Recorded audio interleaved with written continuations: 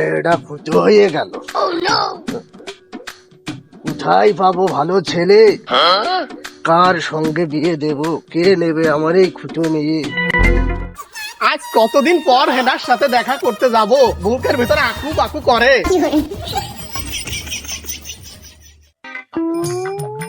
চাচা। কে? বাবা রাজ। হয় চাচা। বলদাটা পাইছি। মায়ের ঘষানোর স্টাইলটা এখন একটু দেখাই দিস। চাচা কিছু করছেন নাকি? না, কিছু করছি না। বাবা রাজ, তুমি কি আমার হেনাকে ভালোবেসে সারা জীবন আগলে রাখতে পারবা? চাচা আপনি কি করছেন? আমি তো এই জন্যই আইছি। বাপু, তাহলে তুমি নিজের মাথায় নিজে হাত দিয়ে ওয়াদা করছে, না হলে আমার বিশ্বাস হচ্ছে না। চাচা হাত দিছি, কিন্তু কি জন্যে? তুমি শুধু তোমার নিজের মাথায় হাত দিয়ে আমাকে এতটুকুই প্রতিশ্রুতি দাও যে তুমি আমার হেনাকে কখনো ছেড়ে যাবে না, আর যদি যাও তাহলে তুমি তোমার নিজেই নিজের মরা মুখ দেখবে। চাচা বাড়ি ঘরে তো ফাঁকা কেন? হেনা কোথায়? ভাতিজা, সে এক বিস্ময়কর ঘটনা। গতকাল আমার মেয়ে তোমার মতো এরকম সুস্থ সবল ছিল, হেঁটে বেড়াচ্ছিল আমার সামনে দিয়ে। এই দেখো, এই স্ট্যান্ড দিয়েই টিকটক বানাচ্ছিল ছাদের উপরে।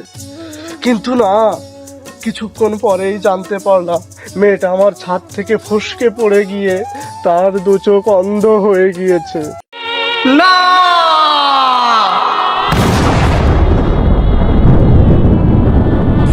এ হতে পারে না। আবেগের বসে আমি এ কি ওয়াদা করলাম।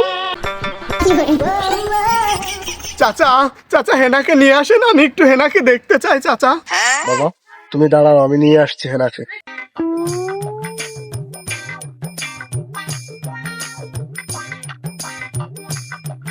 মা হেনা, তোমাকে একটু বাইরে যেতে হবে, আমার সাথে ওঠো তো মা।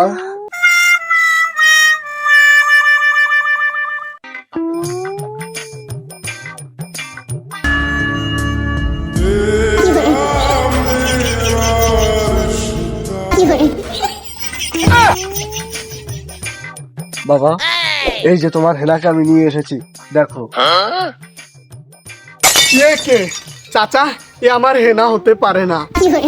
বাবা, তুমি কি তোমার ওয়াদার কথা ভুলে গেছো? কিসিং বিসিং ফু।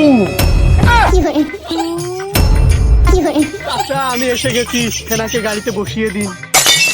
এতদিন পরে আমি একটা ভালো ছেলে খুঁজে পেলাম যে আমার অন্ধ মেয়েকে অন্ধের মতো ভালোবাসে।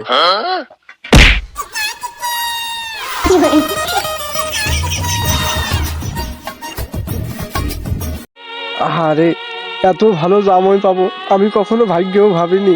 কত কষ্ট করছে আমার মায়ের জন্য। চাচা আপন প্রাণ ব্যবসাটা ধরাই দিয়ে গেলাম। চলে যা প্রাণের পাখি চলে যা।